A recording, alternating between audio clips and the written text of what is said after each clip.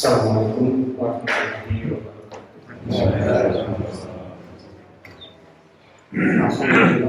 Alhamdulillahillazi hadana li hadza wa ma kunna linahtadiya laula an hadana Allah. Asyhadu an la ilaha illallah wa la syarika lah wa asyhadu anna sayyidana Muhammadan abduhu wa rasuluhu allazi la nabiyya ba'dah. Allahumma shalli wa sallim ala sayyidina Muhammad wa ala alihi wa sahbihi ajma'in. Faya ikhwani rahimakumullah, ittaqullaha haqqa tuqatih wa la tamutunna illa wa antum muslimun. Alhamdulillah, puji syukur kita panjatkan kehadirat Allah Subhanahu wa taala atas berbagai limpahan nikmat yang Allah berikan kita semua di dalam bulan yang penuh keberkahan, bulan suci Ramadan. Mudah-mudahan segala aktivitas ibadah kita diterima oleh Allah Subhanahu wa taala. Hadirin yang dirahmati Allah Subhanahu wa taala, dalam Quran surat Al-Fatihah ayat 22 Allah Subhanahu wa taala berfirman, "A'udzubillahi minasyaitonir rajim. Tsumma awrasna kitabal ladzina istafayna min ibadina faminhum zalimun li nafsihi wa minhum muqtasid wa minhum sabiqun bil khairat biiznillah dzalika huwal fadlul kabir." Wallahu a'lam bishawab. Tsumma awrasna, kemudian kami wariskan Al-Kitab, Al-Quran ini, allazina, untuk orang-orang istofaina yang telah kami pilih, min ibadina, di antara hamba-hamba kami.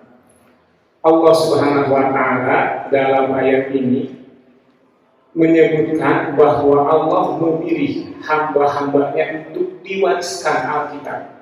Alkitab yang dimaksud dalam ayat ini yakni Al-Quran, dan Allah telah memilih umat Nabi Muhammad yakni kita sebagai orang-orang yang dipilih untuk diwariskan Al-Quran ini. Nah, dalam praktiknya umat Nabi Muhammad, kita semua yang mendapatkan warisan Al-Quran dari Allah Subhanahu wa taala itu terbagi ke dalam 3 kelompok. Pertama ada zalimun li nafsi, orang yang zalimun li nafsi, zalim terhadap dirinya. Kemudian yang kedua muqtasid, yang ada di pertengahan. Kemudian yang ketiganya sabiqun bil khairat, sabiqun bil khairat, yakni orang yang terlebih dahulu membuat kebaikan. Nah, kalau kita lihat tafsiran 3 kelompok ini melalui pandangan syariat, Imam Ar-Razi menyebutkan bahwa orang yang termasuk ke dalam zalimun li nafsi ini adalah orang yang melaksanakan amal kebaikan, tetapi banyak juga melakukan amal keburukan. Bahkan bisa dia masuk ke dalam hal-hal yang diharamkan. Maka dia termasuk zalimun li nafsi. Kemudian yang kedua ada muqtasid, yang di pertengahan. Muqtasid ini adalah orang yang amal kebaikan dan amal keburukannya itu seimbang. Jadi dia banyak melakukan amal kebaikan, tapi amal keburukannya pun ada. Bahkan hal-hal yang makruh pun masih dilakukan. Hanya hal yang haram itu jarang dia lakukan. Kalau yang pertama zalimun li nafsi ini, yang haram pun dilakukan, kebaikan pun dilakukan. Nah, kemudian yang ketiganya ada sabiqun bil khairat. Yang dimaksud sabiqun bil khairat ini adalah orang-orang yang amal kebaikannya itu sangat banyak. Dia sangat sedikit untuk berbuat salah, bahkan bisa dikatakan hampir tidak berbuat kesalahan. Nah, 3 kelompok ini dalam sebuah hadits qudsi riwayat Imam Ahmad, ini semuanya akan masuk ke dalam surga Allah Subhanahu wa taala. Dijanjikan oleh Allah akan masuk ke dalam surga, baik yang zalimun li nafsi, baik yang muqtasid ataupun sabiqun bil khairat. Nah, kalau sabiqun bil khairat masuk ke surga itu tanpa hisab.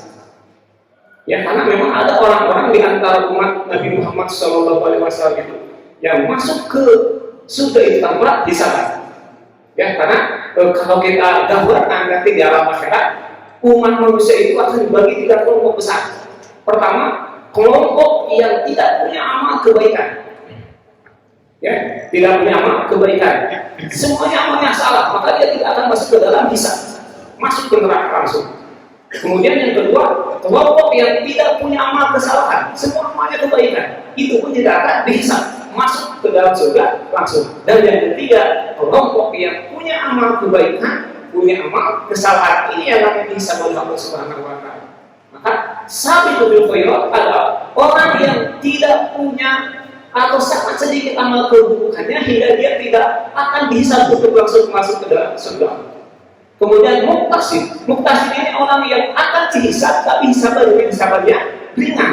Sementara zalimun nafsi adalah orang yang akan dihisab dan hisabannya sangat panjang. Dan dia akan masuk dulu ke dalam neraka yang sangat panjang, tetapi akhirnya tetap akan diberi rahmat oleh Allah, masuk ke dalam surga Allah Subhanahu wa Ta'ala. Itu kalau kita lihat tafsiran dari kacamata syariat.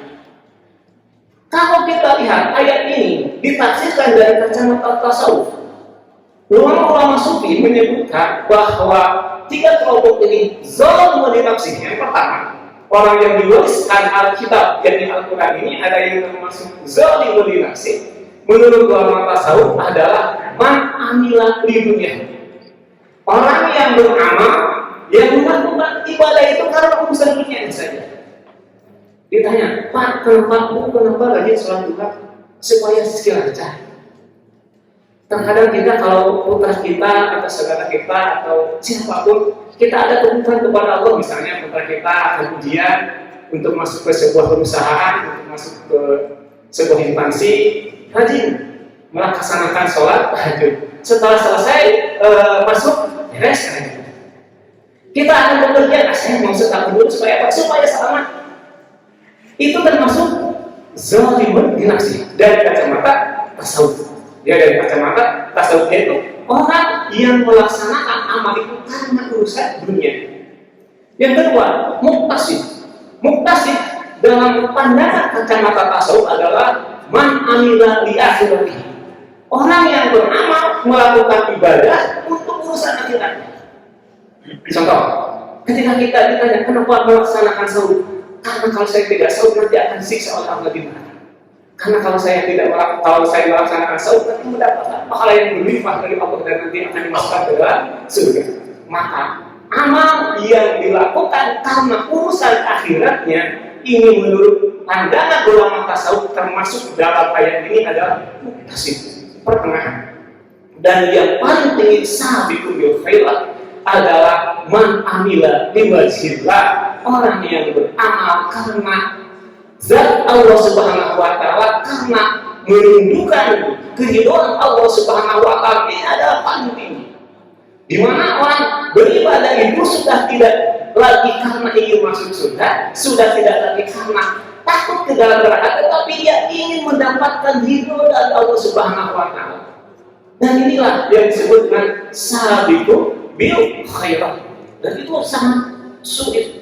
Ya, sangat sulit karena kita rata-rata kita itu berada di dalam, kalau di dalam kacamata tasawuf itu zalimun nafsi atau muktasid. Ya, karena sifat manusia kita ketika kita ada kebutuhan mendekat kepada Allah. Setelah kebutuhannya, hajatnya selesai. Ada kebutuhan mendekat lagi kepada Allah.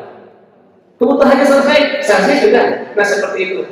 Nah, inilah orang-orang yang menurut Quran surat Fatir ayat 32 ini dilihat dari tafsir secara syar'i ataupun tafsir secara tasawuf, dan semuanya ini tidak salah. Ya. Kenapa? Karena memang kita dibersihkan oleh Allah Subhanahu wa Ta'ala. Quran ini ada di mana itu tinggal kita sendiri yang menilai apakah kita termasuk zalimun nafsi atau muktasid atau sabiqun bil khairat. Demikian yang bisa disampaikan. Benar datang dari Allah Subhanahu wa Ta'ala, salah dari kekurangan saya sendiri. Akhirul kalam, assalamualaikum warahmatullahi wabarakatuh.